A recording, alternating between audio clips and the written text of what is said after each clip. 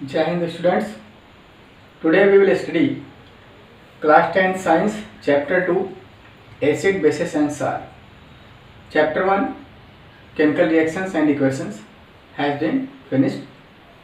Now second chapter and information for CBSE student and UP board student. First chapter chemical reaction and equation and second chapter acid basis and salt. Chemistry से ये आपके दो chapter से कोई भी reduction नहीं हुआ है. ये दो चैप्टर आपको पूरी तरह से कंप्लीटली प्रिपेयर करना है बोर्ड एग्जाम के लिए.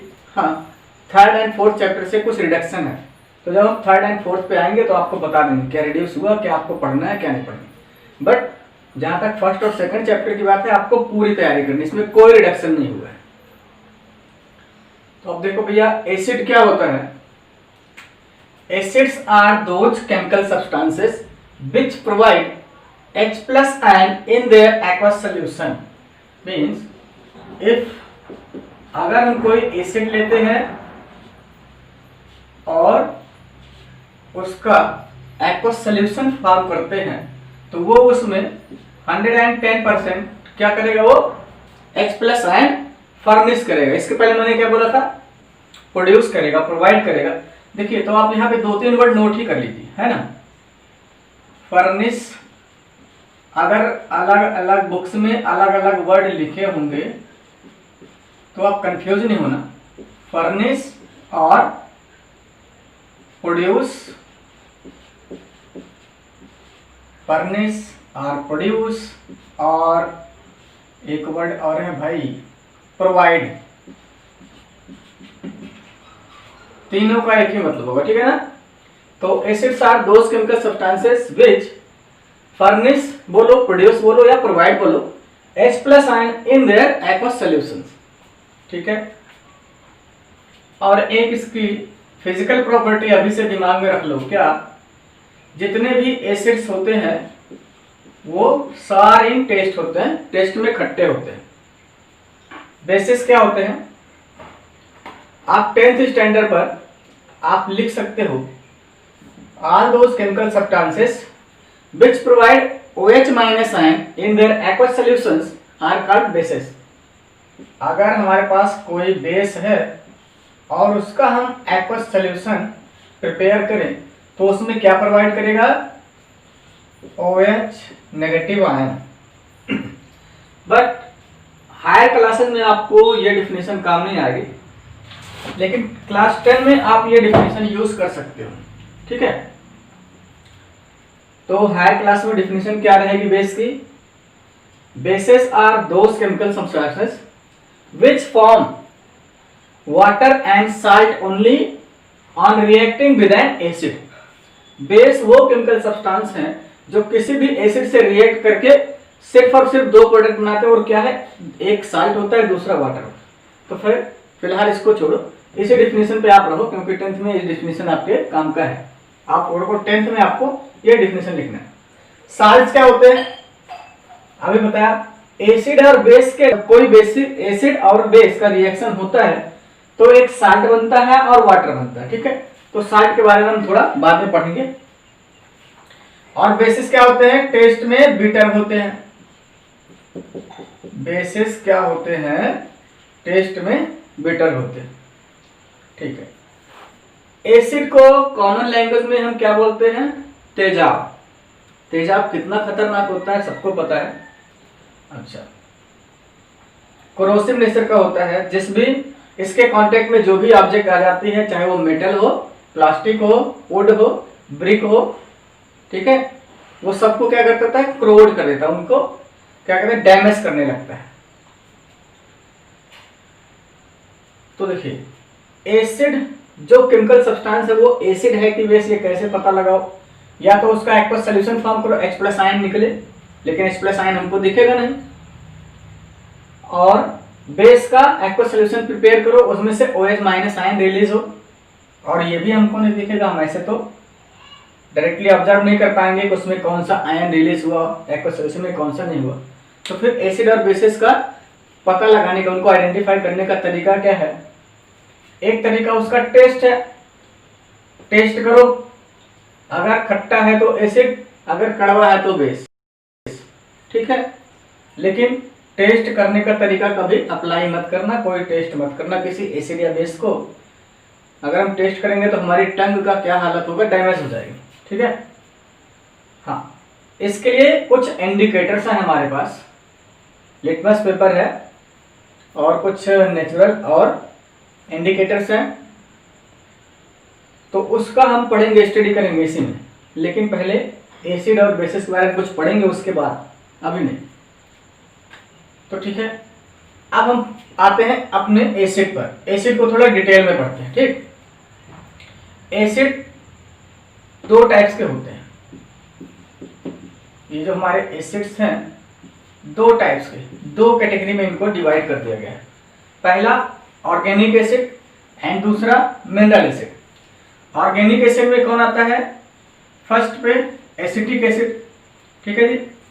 एसिटिक एसिड, इसका मॉलिक्यूलर फार्मूला क्या है, CH3COOH, ठीक है। और ये मिलता कहाँ है, अच्छा पहले ये डिफिनेशन देख लो, है ना।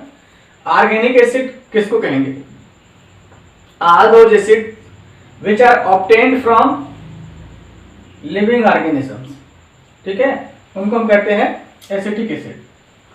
And mineral acid are those acids which are obtained from minerals dug out from earth or prepared in laboratory।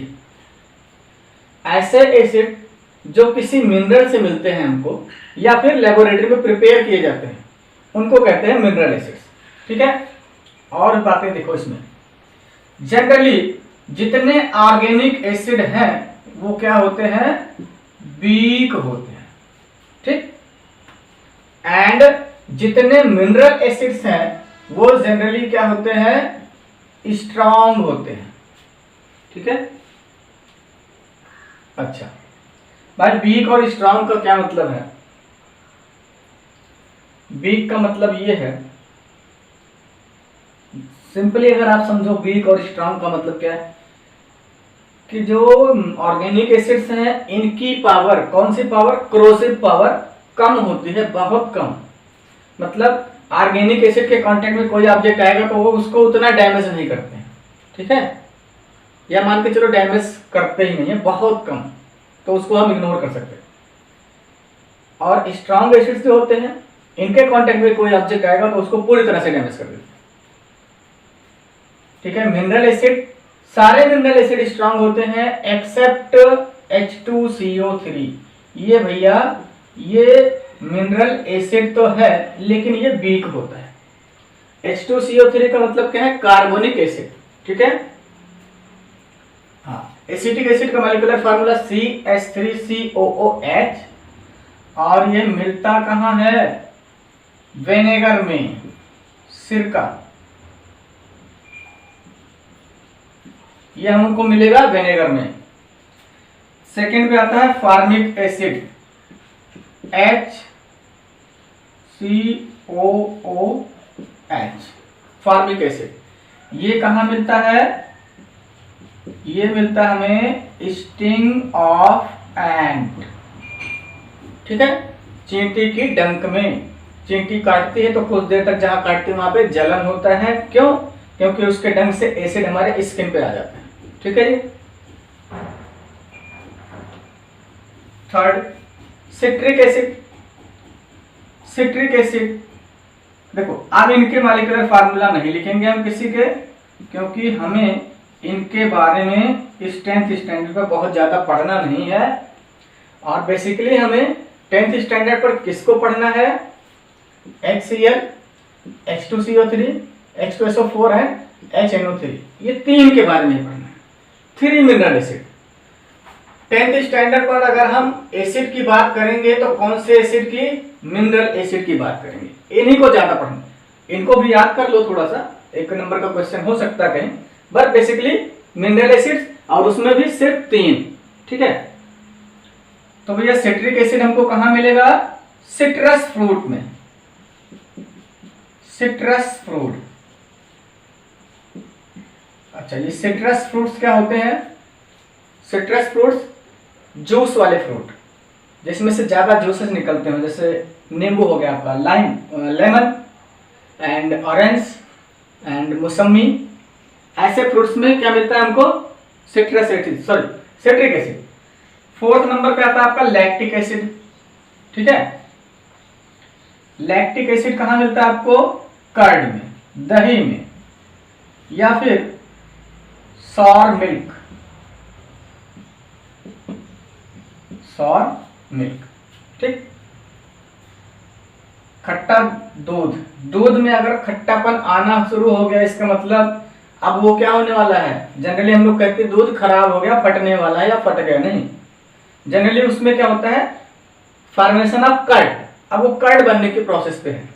ठीक है, नेक्स्ट है टार्टरिक एसिड। टार्टरिक एसिड हमको मिलता है टैमरिंड में। टैमरिंड मीन्स इमली, इमली में मिलता है। ऑक्जेलिक एसिड, ऑक्जेलिक एसिड किसमें मिलेगा? टोमेटो में। और एक है मेलिक एसिड। मेलिक एसिड हमको मिलता है एप्पल में। ठीक है, आ जाते हैं अपने, हाँ देखो, आपके ऑर्गेनिक एसिड में इतना ही पढ़ना है। दो का मॉलिक्यूलर फार्मूला मैंने इसलिए लिख दिया क्योंकि ये दोनों का एसटीडी हमें चैप्टर नंबर 4 जो कि क्या है? कार्बन एंड इट्स कंपाउंड, उसमें इन दोनों का स्टडी करना है फिलहाल। ठीक है, अभी इतना ही। देखो शायद सीबीएसई वालों ने इसको रिड्यूस कर दिया, बट फिर भी देख लो। अच्छा, मिनरल एसिड्स 3, सारे mineral acid strong carbonic acid को छोड़कर। इनके नाम: hydrochloric acid, sulphuric acid, nitric acid, carbonic acid, phosphoric acid, sulphurous acid and hydrogen sulphide acid. ठीक है, ठीक है भाई। तो जो 3 हमारे मेन हैं इस टॉपिक में, ऊपर के 3, इनकी कुछ खासियत यहीं पर नोट कर लो, ये आपको लर्न होना चाहिए। देखिए भैया, H2SO4 ये जो होता है, H2SO4 ये क्या होता है? Non volatile. ये नॉन वोलेटाइल इन नेचर होता है। नॉन वोलेटाइल क्या होता है? पहले वोलेटाइल का मतलब क्या होता है? देखो, HCl एंड HNO3 ये होते हैं आपके वोलेटाइल, वोलेटाइल इन नेचर होते हैं। ठीक, तो वोलेटाइल मतलब HCl और HNO3 क्या होते हैं? बहुत कम टेम्परेचर पर ही और इजिली, आसानी से क्या होने लगते हैं? वेपराइज होने लगते हैं, ये अपने गैसेस फॉर्म में होने लगते हैं, इनका वेपर बन के उड़ने लगता है। जबकि H2SO4 नॉन वोलेटाइल है, ये कम टेम्परेचर पर इजिली वेपराइज नहीं होता है, इसको वेपराइज होने के लिए हाई टेम्परेचर चाहिए। ठीक, अच्छा, HNO3 के बारे में एक पॉइंट और जान लो आप। ये क्या होता है? स्ट्रॉन्ग ऑक्सीडाइजिंग एजेंट है। ये एक स्ट्रॉन्ग ऑक्सीडाइजिंग एजेंट है। कौन? Nitric acid. ठीक है, अब ऑक्सीडाइजिंग एजेंट का मतलब क्या होगा? फर्स्ट चैप्टर में आप लोगों ने पढ़ा है, आपको पढ़ाया गया है क्या? Oxidation and reduction. ऑक्सीडेशन का मतलब किसी सब्सटेंस में ऑक्सीजन आके ऐड हो जाए। ठीक, तो उस सब्सटेंस का क्या हुआ? ऑक्सीडेशन। और किसी सब्सटेंस से अगर ऑक्सीजन रिलीज हो गया तो उसका क्या हुआ है? रिडक्शन हुआ। ठीक है, और जिस ऑब्जेक्ट का रिडक्शन होता है उसको हम क्या कहते हैं? Oxidising agent. और जिसका ऑक्सीडेशन होता है उसको कहते हैं रिड्यूसिंग एजेंट। तो ये ऑक्सीडाइजिंग एजेंट है, मतलब इसमें से ऑक्सीजन रिलीज होगा, निकलेगा। ठीक है, तो ऑक्सीडाइजिंग एजेंट का काम क्या है? किसी अदर सब्सटेंस को ऑक्सीजन की सप्लाई करना, उसको ऑक्सीजन देना, क्योंकि इसमें से ऑक्सीजन निकलेगा तो उसको दे देगा दूसरे को, किसी दूसरे को देगा ये। ठीक, तो जिसको दिया उसको क्या किया इसने? उसको ऑक्सीडाइज कर दिया, क्योंकि उसके साथ ऑक्सीजन ऐड होगा तो उसका ऑक्सीडेशन होगा। ठीक है, ठीक है, ओके। अब हम पढ़ने जा रहे हैं बेसिसिटी ऑफ एन एसिड।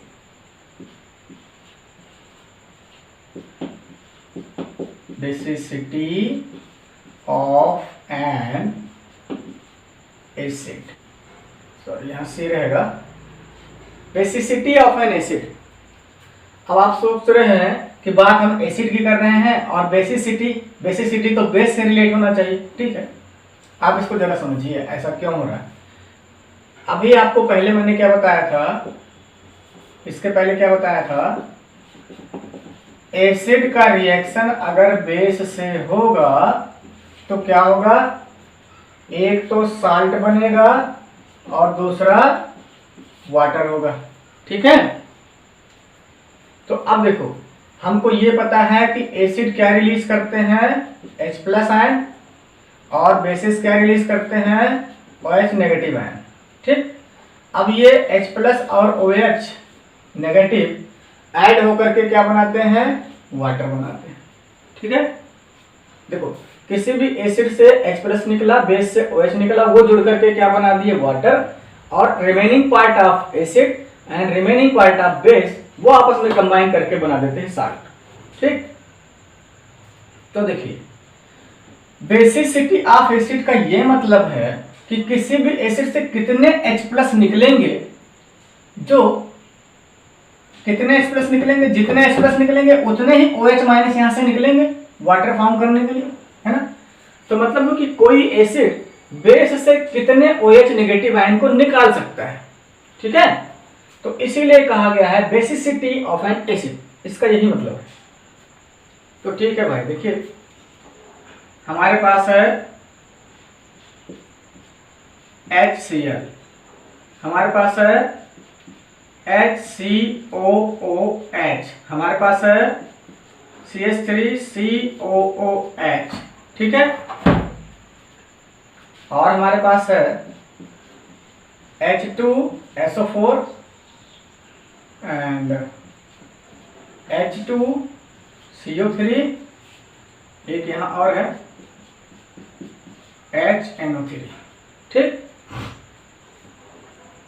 और क्या है हमारे पास, H3PO4 है और है H3PO3 और है H2SO3, क्लियर।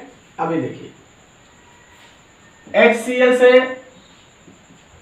ओनली 1 H+ निकलता है, HNO3 से भी ओनली 1 H+ निकलता है,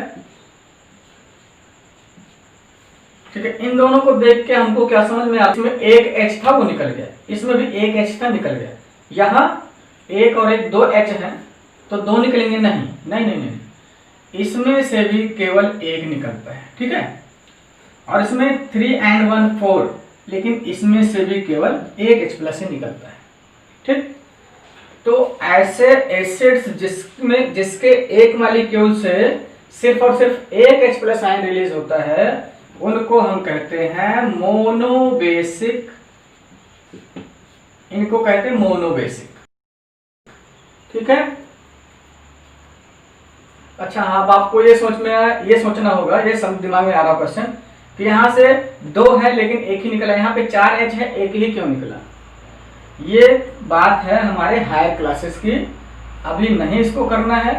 हाँ, अगर आप लोगों को एक्सरसाइज सॉल्व करने में कहीं प्रॉब्लम आएगी और उस क्वेश्चन में अगर लगा कि इसको सिखा दिया जाए, इसकी ज़रूरत है, तो आप मुझे क्या कहते हैं इन्फॉर्म करना, मुझे इसका क्वेश्चन पूछना, इस पर मैं बताऊँगा। फिलहाल ये ज़रूरत नहीं हमें 10th स्टैंडर्ड पर, ठीक है। और इसमें देखिए यहाँ से 2 H+ आयन रिलीज होगा, यहाँ से भी 2 H+ और यहाँ से भी 2 H+, और ऐसे एसिड जो 2 H+ आयन रिलीज करते हों उनको हम कहते हैं डाइबेसिक एसिड्स, ठीक है। यहाँ देखिए H3PO4 ये रिलीज करता है 3 H+ आयंस। अब आप सोचोगे ये भी 3 करता, नो, ये केवल 2 H+ ही करता है 3 में से, ठीक है। तो ये किस में आ रहा है, डाइबेसिक वाले, ये क्या है, ट्राइबेसिक, ठीक। देखिए अभी हमको पढ़ना है फॉर्मेशन ऑफ एन एसिड, है ना। क्या फॉर्मेशन ऑफ एसिड्स। ठीक है, तो फॉर्मेशन ऑफ एसिड को पढ़ने से पहले आप ये देखिए, हमारा जो चैप्टर नंबर 2 है वो क्या है, acid, bases and salt, and chapter number 3 क्या होगा, थोड़ा नीचे लिखें, मेटल एंड नॉन मेटल्स। ठीक है, इसको दिमाग में रखिएगा भाई, किसी से भी सुनोगे या आप ही कहीं पढ़ोगे acid base metal non metal, इसी सीक्वेंस में होगा, ऐसा नहीं होगा बेस एसिड नॉन मेटल या मेटल। ठीक है, तो यही पहले छोटी सी बात अपने दिमाग में रख लो, एसिड का प्रिपरेशन कहां से होता है, नॉन मेटल से, और बेसिस का प्रिपरेशन किससे किया जाता है, मेटल से। ठीक, एसिड कहां से फॉर्म होंगे, किससे प्रिपेयर किया जाता है, नॉन मेटल से, और बेसिस मेटल से। ठीक है, अब देखिए नॉन मेटल का जो ऑक्साइड होता है, नॉन मेटल के जो ऑक्साइड होते हैं वो कैसे होते हैं, एसिडिक होते हैं। नॉन मेटल के सल्फाइड, नॉन मेटल के सल्फाइड क्या होते हैं, एसिडिक होते हैं। ठीक है, ठीक, तो भैया मेटल का ऑक्साइड क्या होगा, मेटल का ऑक्साइड क्या होगा, बेसिक होगा। ठीक, अब देखो इसको मैं आपको क्यों बता रहा हूं, यहां पे मैंने आपको बता दिया, इसके कुछ एक्सेप्शंस भी हो सकते हैं, इस पॉइंट के कुछ एक्सेप्शंस भी हो सकते हैं, तो फिलहाल हमें एक्सेप्शंस पे नहीं जाना है और ना ही इनकी ज्यादा जरूरत है, बट आप ये शॉर्टकट में दिमाग में रखो, हो सकता है आपसे क्वेश्चन में पूछ ले, चलो भैया बताओ H2S एसिडिक है कि बेसिक है। अब ध्यान से समझना, हाइड्रोजन क्या है, नॉन मेटल, और सल्फर लगा है मतलब ये क्या हो गया, नॉन मेटल का सल्फाइड, तो नॉन मेटल से जो बनता है क्या बनता है, एसिड। तुरंत बता दो ये एसिडिक इन नेचर होगा। ठीक है, अब देखो CO2 ये क्या है, नॉन मेटल है, और ये ऑक्सीजन लगा मतलब नॉन मेटल का ऑक्साइड, तो नॉन मेटल से क्या बनता है, एसिड। तुरंत कह दो कि ये एसिडिक इन नेचर होगा। ठीक है, अच्छा, तो जो पहला हमारे पास मेथड है कि एसिड को हम कैसे बनाएं, वो कैसे बनाते हैं, देखो नॉन मेटल के जो ऑक्साइड होते हैं, ठीक है, उस पे हम हाइड्रोजन गैस को फ्लो करते हैं। पहले ऑक्साइड पे नहीं आना, पहले नॉन मेटल पे ही आना, ये चीज नॉन मेटल पे, सॉरी नॉन मेटल का हाइड्रोजन से रिएक्शन करवाओगे तो एसिड बनेगा। क्लोरीन गैस ये क्या है, नॉन मेटल है, ठीक है ना, प्लस हाइड्रोजन गैस का रिएक्शन अगर हम करवाएंगे, ये क्या होगा भाई, ठीक है, पहले तो यहां आप ये देखो कि यहां से हमें एसिड मिलेगा, ये आपका हो गया फॉर्मूला। अब इसके एग्जांपल पे आ जाइए, ठीक है ना, क्लोरीन गैस का रिएक्शन हाइड्रोजन गैस से क्या बनेगा, हाइड्रोक्लोरिक एसिड, बैलेंस कर लो दोनों के दो मॉलिक्यूल्स, 2HCl बनेगा। ठीक, और ब्रोमीन गैस पर हाइड्रोजन गैस का रिएक्शन क्या देगा, 2HBr, हाइड्रोजन ब्रोमाइड एसिड। दूसरा होता है नॉन मेटल के ऑक्साइड से रिएक्शन किसका करवाना है, दिस टाइम वाटर का, है ना।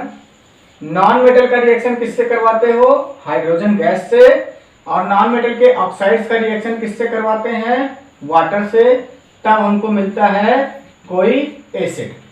देखिए इसके एग्जाम्पल पर आइए, CO2 नॉन मेटल का क्या है, ऑक्साइड है, और SO2 एंड SO3, एक और ले लो NO2। देखो कार्बन नॉन मेटल का ऑक्साइड, सल्फर नॉन मेटल का ऑक्साइड, ये नॉन मेटल का ऑक्साइड, ये भी नाइट्रोजन भी नॉन मेटल का ऑक्साइड। इनका रिएक्शन अगर हम वाटर से करवा रहे हैं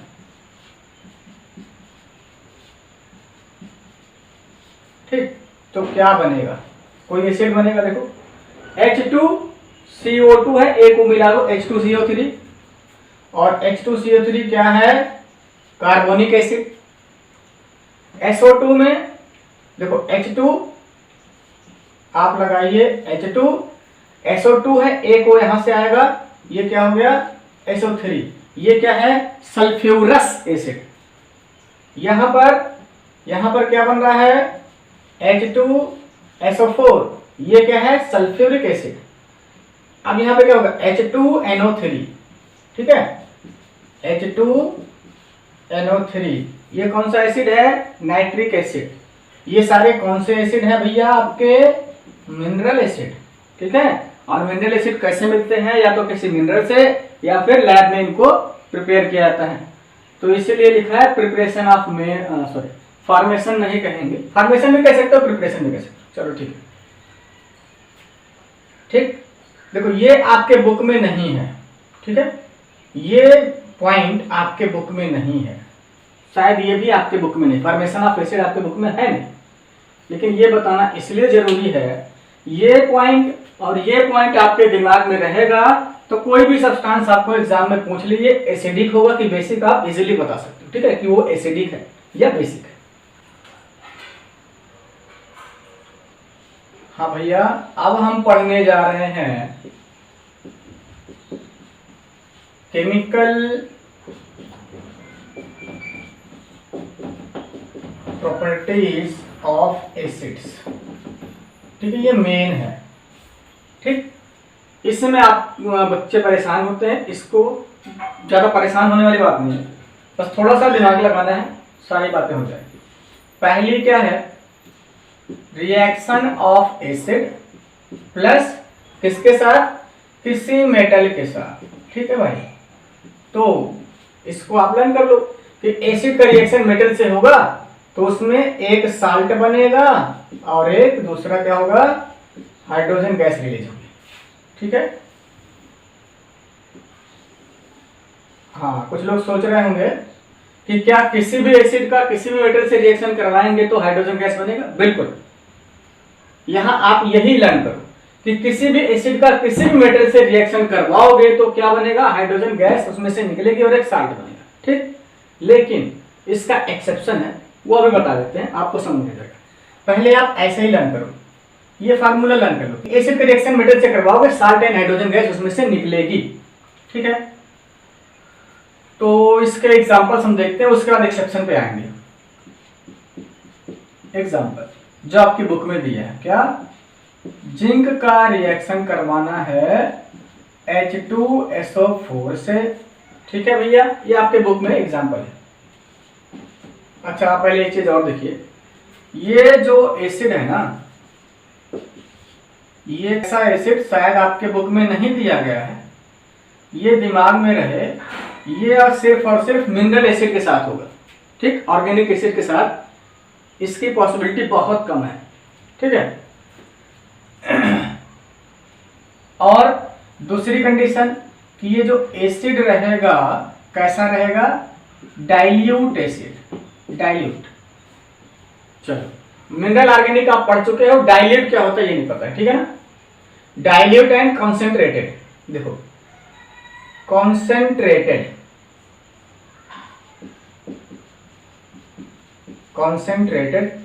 एसिड, और दूसरा भी मैंने क्या बोला, डाइल्यूट एसिड, ठीक है। कॉन्सेंट्रेटेड एसिड किसको कहेंगे, जो एसिड हमने किसी भी सोर्स से मिला, मिनरल से या लैब में प्रिपेयर किया, उसको एज इट वो जैसे है वैसे, वो क्या है, कॉन्सेंट्रेटेड है। कॉन्सेंट्रेटेड का मतलब क्या होता है, गाढ़ा है। इसका मतलब क्या है, गाढ़ा यहाँ नहीं कहना, इसमें 100% क्या है, एसिड के मॉलिक्यूल्स है, क्लियर, 100% एसिड के मॉलिक्यूल्स है। और डाइल्यूट में क्या होता है, इसमें वाटर मिक्स कर दो, ठीक है, इसमें वाटर मिक्स कर दो। इसमें जो होता है एसिड के मॉलिक्यूल 100% नहीं होते हैं, ठीक। देखो अभी मैंने कहा एसिड में वाटर डाल दो, लेकिन ऐसा करना नहीं चाहिए। जब आपको डाइल्यूशन पढ़ाया जाएगा कि किसी एसिड या बेस को कैसे डाइल्यूट किया जाता है। वाटर तो मिलाना है, बिल्कुल सीधी बात है, लेकिन एसिड में वाटर नहीं मिलाना। वाटर में एसिड डालना हो तो वो भी ड्रॉप ड्रॉप करके, बूंद बूंद करके। इसका रीजन जब आपको डाइल्यूशन पढ़ाया जाएगा तब आप पढ़ेंगे, ठीक है। अच्छा, इसके बाद आपको फिर यहीं पर हम बता देते हैं वीक और स्ट्रॉन्ग का डेफिनेशन दे देते हैं, ठीक। उस टाइम पे मिस हो रहा था, दिमाग में नहीं आया। देखो, वीक एसिड के केस में क्या है,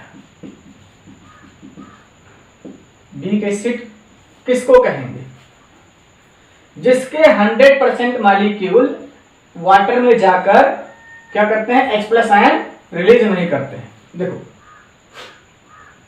वीक एसिड, सपोज इस वाटर में हमने 100 मॉलिक्यूल ऑफ एन एसिड डाला, ठीक है, 100 मॉलिक्यूल एसिड इसमें डाल दिया, तो 100 में से 5 या 10 मॉलिक्यूल ही क्या रिलीज करें, H+ आयन, बाकी के 90 मॉलिक्यूल H+ आयन प्रोड्यूस ना करें।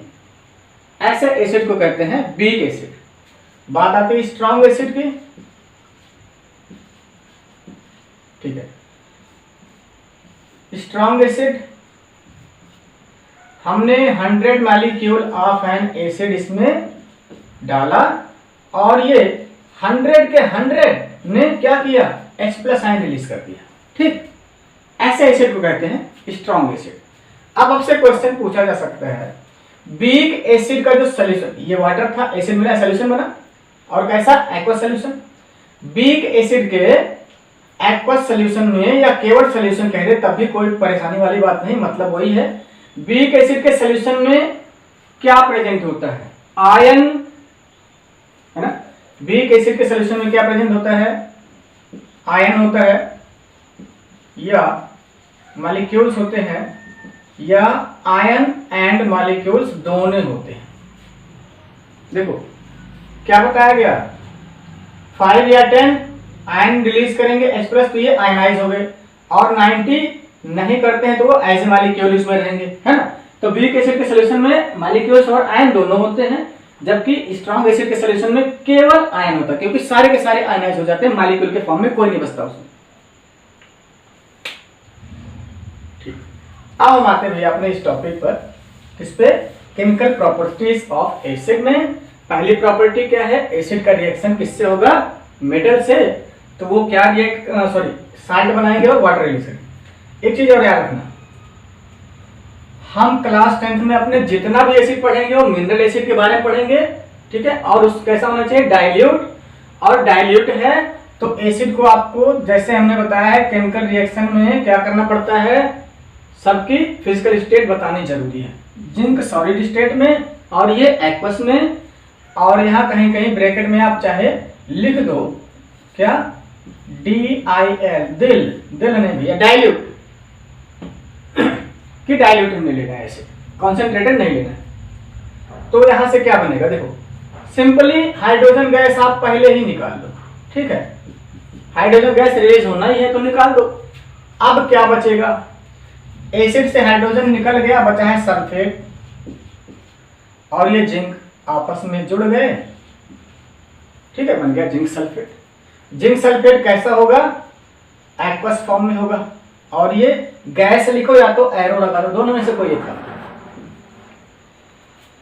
ठीक है। इसका एक एग्जांपल जिंक का ही अगर हम HCl से करवा दें, ये भी एसिड है,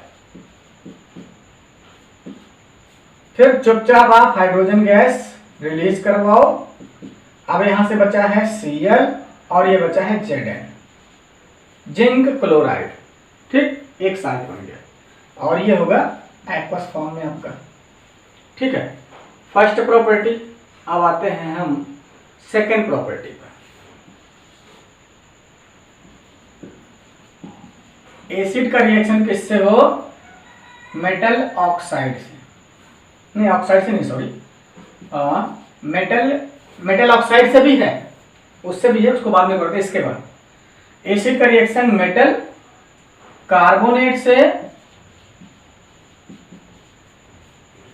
या इसको पढ़ने से पहले ना, सेकेंड प्रॉपर्टी पढ़ने से पहले, इसमें जो हाइड्रोजन गैस रिलीज हुई है ना, हमें पता कैसे चलेगा कि जो गैस निकल रही है वो हाइड्रोजन है?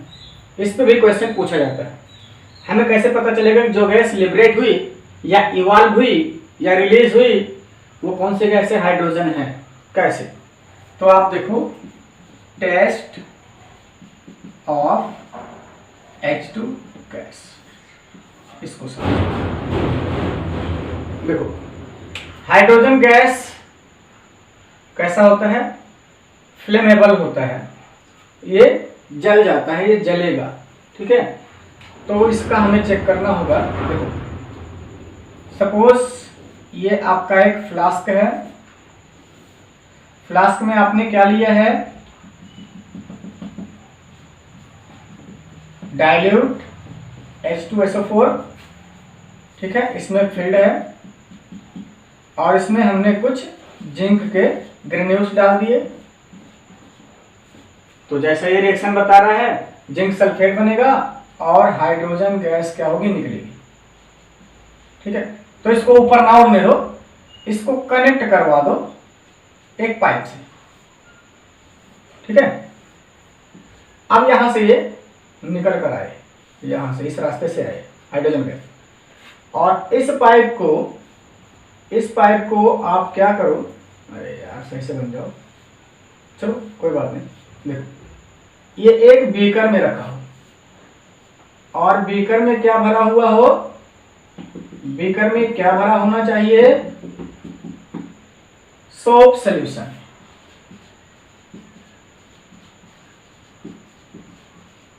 ठीक है, मतलब पानी में साबुन का घोल तैयार करके इसमें रखा होना चाहिए और इसमें डूबा हो। अब यहां से ये हाइड्रोजन गैस निकलेगी तो क्या होगा? देखो, साबुन का बबल बना के हम लोगों ने बचपन में बहुत खेला होगा। क्या? फूंक मार के बबल्स बनाते थे, है ना? तो यहां पे बबल फॉर्म होगा।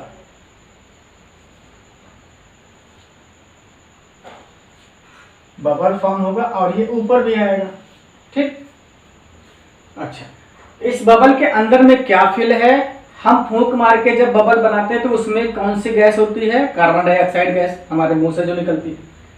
और इसमें हाइड्रोजन गैस, मतलब ये अभी पता नहीं है, कोई गैस है। ठीक है, हाँ, अगर इसको बर्निंग कैंडल के कांटेक्ट में लाए बबल्स को, तो ये क्या होगा? ब्रस्ट हो जाएगा। और कैसे? With pop sound. ठीक, अगर पॉप साउंड के साथ ब्रस्ट हुआ तो श्योर है कि ये हाइड्रोजन गैस इसमें था। इसका यही टेस्ट है, इसको हम ऐसे ही आइडेंटिफाई करते हैं हाइड्रोजन गैस को। ठीक है, अब इसके बाद हम देखेंगे अपना सेकेंड।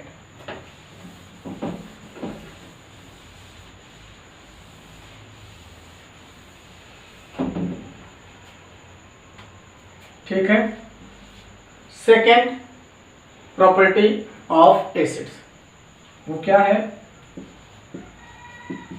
एसिड का रिएक्शन किससे हो?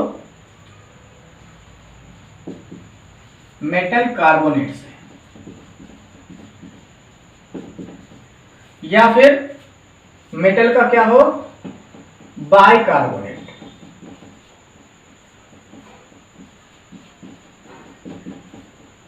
ठीक है, चाहे एसिड का मेटल कार्बोनेट से करवाओ, चाहे एसिड का मेटल बाइकार्बोनेट से करवाओ, दोनों का रिएक्शन सेम। और वो क्या होगा? यहां पर भी साल्ट बनेगा।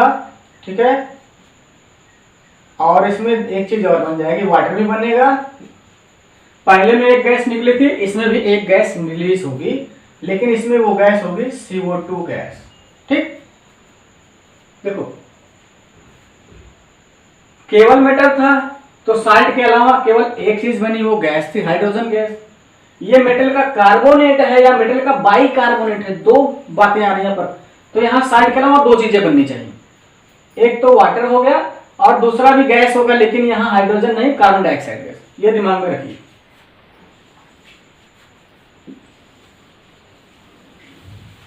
ठीक है, इनके एग्जांपल पर आइए भाई, है ना? एसिड चलो H2SO4 ले लो, और मेटल का जो कार्बोनेट है Na2CO3 ले लेते हैं। ठीक है, ये आपका होगा एक्वस फॉर्म में, ये सॉलिड स्टेट में सोडियम कार्बोनेट।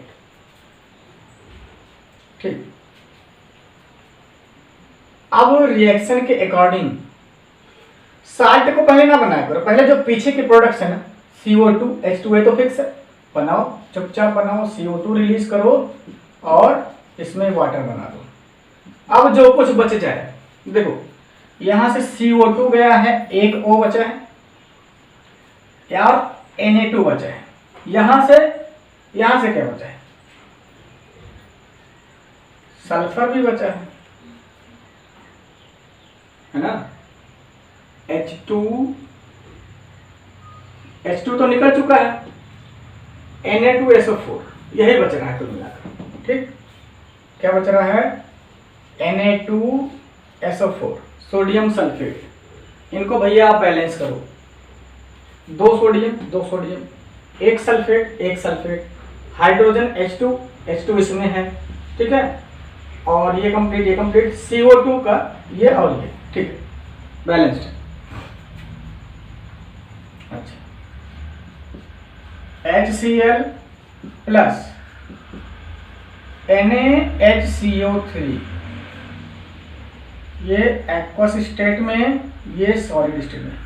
हाँ जरा आप ध्यान दे लीजिए, देखिए कार्बोनेट पे क्या होता है -2 चार्ज, सोडियम पे क्या होता है +1 चार्ज। बैलेंस करने के लिए इसीलिए सोडियम के 2 मॉलिक्यूल्स चाहिए होंगे तो Na2 लगा है। यहाँ पर कार्बोनेट के 2, सोडियम का +1 है ना, और हाइड्रोजन का +1, इन्होंने बैलेंस कर लिया। यहाँ पे सोडियम का एक ही रहेगा। जहां भी कार्बोनेट हो मेटल का, और मेटल का बाई मतलब क्या आप कहते हैं उसको, मेटल हाइड्रोजन कार्बोनेट, तो सोडियम हाइड्रोजन कार्बोनेट, इसके एक मॉलिक्यूल को हटा के ये लग जाता है। अब यहां पर क्या बनने वाला है, फिर से NaCl साल्ट बनने वाला, या पहले आप पीछे के प्रोडक्ट ही बनाइए, आपके लिए बेटर होगा, गलती के चांस कम हो जाएंगे। प्लस H2O बनाओ, देखो यहां से हाइड्रोजन, भैया आपको बताए थे डिकम्पोजिशन रिएक्शन में फर्स्ट चैप्टर में, जब कार्बोनेट डिकम्पोज होता है टूटता है तो किसमें जाता है, CO2 और O में। ठीक, CO3 हो गया, लेकिन ये अकेला नहीं होता, किसी और के साथ जाके चिपकता है, चिपकू है। ठीक, देखो CO2 यहां से चला आया, एक O, और ये H के साथ ही जाएगा, यहां से यहां आया, और ये 2 है ना, तो भैया मल्टीप्लाई करना पड़ेगा तभी H2 बनेगा। ठीक है, अच्छा नहीं जरूरी नहीं, क्योंकि एक H यहां से और एक एसिड से भी तो H निकलने वाला, तो ये H2O बन गया। ठीक है, बचा क्या हमारे पास, NaCl सोडियम क्लोराइड, ये एक्वस स्टेट में है, जो साल्ट है ये एक्वस स्टेट में। ठीक, अच्छा तो अब हमें ये देखना है कि जो गैस इस रिएक्शन में रिलीज हो रही है वो CO2 ही है, ये हम कैसे पता लगाएंगे। अब याद कर लो भैया, CO2 गैस की एक प्रॉपर्टी है, ये क्या करता है, it turns lime water milky, है ना। जो गैस निकली, कार्बन डाइऑक्साइड की एक प्रॉपर्टी है फिक्स है, इसको लर्न कर लो कि carbon dioxide gas lime water को क्या कर देती है, उसके कलर को मिल्की कर देती है, जो कलरलेस होता है वो उसको मिल्की कर देता है। और लाइम वाटर क्या होता है, अर्लियर पिछले चैप्टर में आप लोग पढ़ चुके हो, प्रीवियस चैप्टर में क्या पढ़े हो, आपको बताया गया था जब कॉम्बिनेशन रिएक्शन बताया गया था भैया, उसका पहला एग्जांपल और मेन एग्जांपल था, इसमें फर्स्ट चैप्टर सबसे बहुत क्वेश्चन पूछे जाते हैं, quick lime plus H2, quick lime का वाटर के साथ रिएक्शन करवाते हो तो क्या बनता है, slaked lime, CaOH whole twice, है ना। ये स्लेक्ड लाइम, इसी स्लेक्ड लाइम के वेरी डाइल्यूट, स्लेक्ड लाइम क्या, वेरी डाइल्यूट सोल्यूशन होगा, उसी को हम कह देते हैं लाइम वाटर। ठीक है, तो लाइम वाटर का मतलब क्या हुआ, CaOH होल ट्वाइस, और कुछ नहीं। हाँ, बस उसमें पानी ज्यादा होता है, डाइल्यूट ज्यादा हो जाता है। अच्छा, तो अभी देखिए क्या करना पड़ता है, इसका टेस्ट यही है कि इस गैस जो गैस निकली उसको हम लाइम वाटर से पास करेंगे। अगर लाइम वाटर का कलर मिल्की हो गया तो CO2 है, अदरवाइज नहीं है। ठीक है, अब इसमें रिएक्शन क्या होता है, देखो CO2 गैस फ्लो करना है हमें किसमें से, लाइम वाटर से, CaOH होल ट्वाइस। क्या बनने वाला है, कैल्शियम कार्बोनेट, CaCO3। बैलेंस है कि नहीं है, नहीं, अभी वाटर भी बनेगा इसमें, प्लस वाटर बन जाता है। ठीक, अब देखो बैलेंस है, यहां से कैल्शियम इसमें आया, CO2 यहां है, एक वो यहां से निकल आया, अब क्या बना, देखो वाटर। ठीक, अच्छा ये क्वेश्चन आ सकते हैं, what happens when CO2 gas is passes through lime water. क्या होता है, simply colour of lime water turns milky. क्यों मिल्की हो जाता है, due to the formation of white precipitate calcium carbonate. ठीक, ये कैल्शियम कार्बोनेट बनता है वहां पर, और ये क्या है, व्हाइट कलर का होता है, और एक प्रेसिपिटेट है। प्रेसिपिटेट मतलब ये वाटर में डिसॉल्व नहीं होता है, तो इसको भैया आप बताना कि सॉलिड स्टेट में रहेगा। ठीक, लेकिन फिर what happens when CO2 gases passes through lime water in excess amount, बहुत ज्यादा कंटिन्यू कार्बन डाइऑक्साइड पास करते रहो। स्टार्ट में तो ये रिएक्शन होगा, कैल्शियम कार्बोनेट और वाटर बनेगा, तो वाटर उसी में मिला रहेगा, कैल्शियम कार्बोनेट व्हाइट होता है, जिससे कि लाइम वाटर का कलर क्या हो जाएगा, मिल्की। बट अगर ये रिएक्शन बार बार होने लगे, वाटर सॉल्यूशन, इसमें और कार्बन डाइऑक्साइड डालो, मतलब क्या हुआ, हमारे पास है CaCO3 और इसमें और कार्बन डाइऑक्साइड आ रहा है, तब क्या हो जाएगा, तब आपका बनेगा CaHCO3 का होल ट्वाइस। नहीं, मिस हो रहा है, एक मिनट, कैल्शियम हाइड्रोजन कार्बोनेट ही बनेगा। H कहां से है,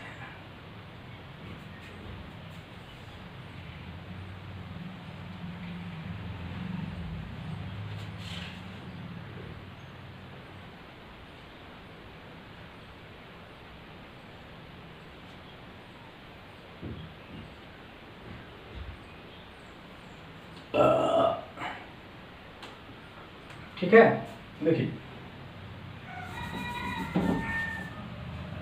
कैल्शियम कार्बोनेट CO2 में अगर हम और CO2 दे रहे हैं इसको, तो अब क्या बनेगा, CaHCO3 का होल ट्वाइस। ठीक, और ये कैसा होता है, वाटर सॉल्युबल, वाटर, यहां पे शायद दिखना रहा हो, इसकी प्रॉपर्टी आपको बता दें, ये होता है वाटर सॉल्युबल और कलरलेस। तो मतलब ऑब्जर्वेशन क्या होगा कि जो milky colour of lime water disappears, it turns कैसा, colourless, due to the formation of calcium hydrogen carbonate. ठीक, एक पॉइंट आपका रह गया है पहले वाले रिएक्शन में, वो आप देख लो इस वीडियो में। देखो जो पहला वाला रिएक्शन है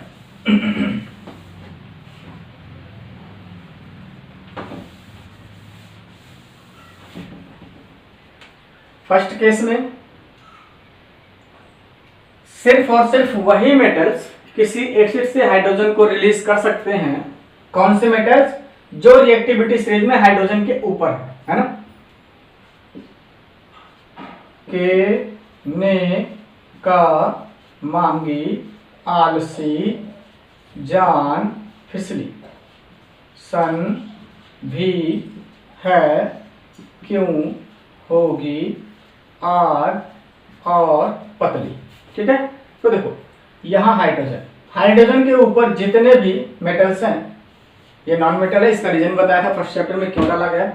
हाइड्रोजन के ऊपर जितने मेटल्स हैं वही जो है एसिड से क्या कर सकते हैं, हाइड्रोजन गैस को लिबरेट कर सकते हैं। रीजन क्या होगा, रिएक्टिविटी सीरीज में क्या बताया गया था आपको, कोई भी मेटल अपने से नीचे वाले मेटल को उसके एक्वस सॉल्यूशन, उसके कंपाउंड से उसको डिस्प्लेस कर सकता है। और ये रिएक्शन कैसा हुआ, डिस्प्लेसमेंट रिएक्शन है ना। यही चीज यहां पर भी है। देखो हमारे पास है HCl प्लस जिंक। देखो जिंक क्या है, हाइड्रोजन के ऊपर है, तो जिंक हाइड्रोजन को यहां से हटा के खुद जुड़ जाएगा उसके साथ। डिस्प्लेसमेंट में यही तो होता है, ZnCl बन गया और क्लोरीन अलग निकल गई, बैलेंस कर लो, ठीक। सॉरी H2 गैस निकल गई, H2 गैस। अब यहाँ भाई Zn जिंक पे कितना होता है, जिंक पे 30 है ना, 2 होता है सॉरी, तो ZnCl2, ठीक है, जिंक क्लोराइड। अगर हम कहें HCl का रिएक्शन कॉपर से करवाओ, देखो कॉपर हाइड्रोजन के नीचे हाइड्रोजन को डिस्प्लेस नहीं कर सकता, तो यहाँ आपको क्या लिखना होगा, नो रिएक्शन, कोई रिएक्शन नहीं होने वाला, ठीक है। अच्छा ये बातें चल गई, ठीक। इसके बाद आपको एक और ध्यान रखना, एक तो ये एक्सेप्शन क्या हो गया, रिएक्टिविटी सीरीज के बेस पे देखना, एक्सेप्शन ना ही कहो। और एक हमारे पास है नाइट्रिक एसिड, उसकी बड़ी खासियत है भाई,